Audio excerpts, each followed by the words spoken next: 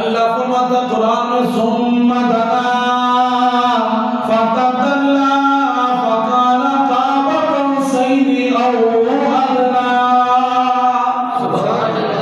فرمایا وہ قریب ہوا اور قریب ہوا. کتنا قریب ہوا؟ فرمایا فکان قاب قوسین، اتنا قریب ہو گیا کہ دو کمانوں کے برابر فاصلہ رہ گیا.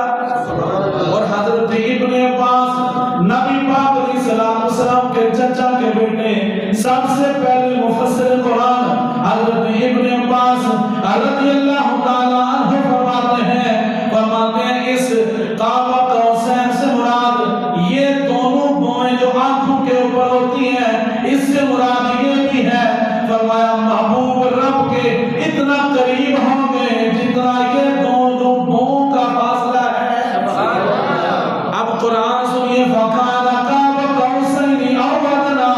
فرمایا وہ اتنا قریب ہوا کہ دو کمانوں کے برابر فاصلہ رہ گیا. فرمایا أَوْ أَدْنَىٰ، بلکہ اس سے بھی تھوڑا.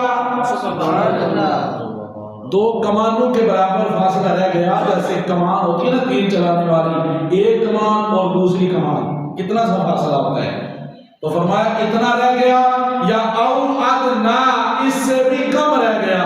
اور مفسرین نے اور پھر شاک نے اس کے بڑے بڑے معنی کیے ہیں بہت زیادہ. انہوں نے فرمایا یہ جو او ادنا ہے نا، او ادنا کہ دو کمانوں سے بھی کم، یہ جو کم ہے نا اس کا تعین کوئی نہیں. یہ کم کتنا ہو گیا تھا، کتنا سمٹ گیا تھا. دو کمانوں سے بھی کم تو بہت کم ہوتا ہے. فرمایا او ادنا، اس سے بھی کم فاصلہ رہ گیا. حضور نبی پاک علیہ السلام کے اتنا قریب ہو گئے. اللہ اکبر کبیرہ. اب غور کیجئے، نبی پاک علیہ السلام حریم قدس میں ہیں، رب ذوالجلال کی بارگاہ میں حضور حاضر ہیں. اب وہ کونوں مقام پیچھے، مکینوں مقام پیچھے، جبریل اور سدرۃ المنتہا پیچھے، لوح و قلم پیچھے، عرش و کرسی پیچھے، ہر چیز پیچھے ہے.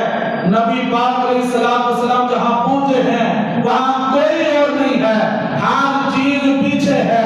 وہاں یا ذات خدا ہے یا پھر ذات مصطفیٰ ہے. اور خدا دیدار کروا رہا ہے اور مصطفیٰ دیدار کر رہے ہیں. اور پھر اس دیدار کو کرنے پر نبی پاک علیہ السلام کا فرمان موجود ہے. حضور نے فرمایا رأیت ربی فی احسن صورہ، میں نے اپنے رب کو خوبصورت دیکھا ہے. میں نے اپنے رب کو خوبصورت دیکھا. اور حدیث میں فرمایا ان اللہ اعطى موسى الکلام وآتانی الرؤیا. اللہ کے محبوب فرماتے ہیں اللہ نے حضرت موسیٰ علیہ السلام کو اپنے سے ہم کلام ہونے کا شرف بخشا ہے اور یہ کمال دیا، یہ عظمت دی کہ موسیٰ نے رب سے کلام کیا اور مجھے میرے رب نے اپنا دیدار عطا فرمایا. کتنی شان ہے میرے رب کے نبی کی. اللہ اکبر کبیرہ.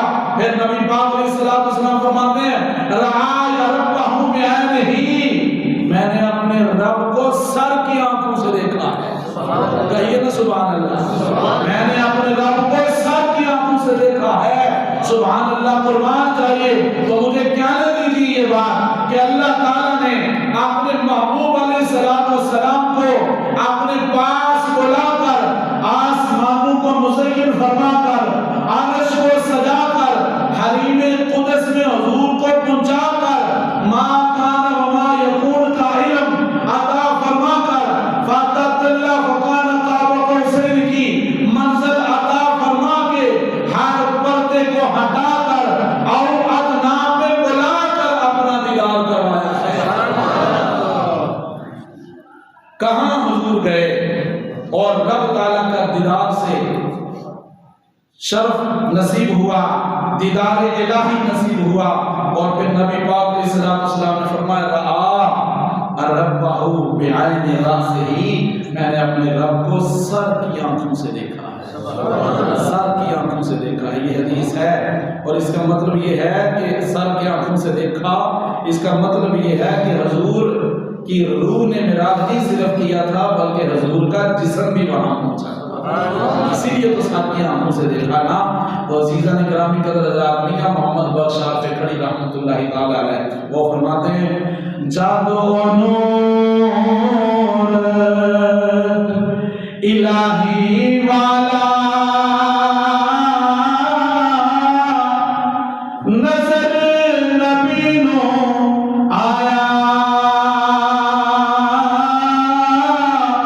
ظاہر باطن جو کچھ رہا سارا مطلب پایا، ظاہر باطن جو کچھ رہا سارا مطلب پایا۔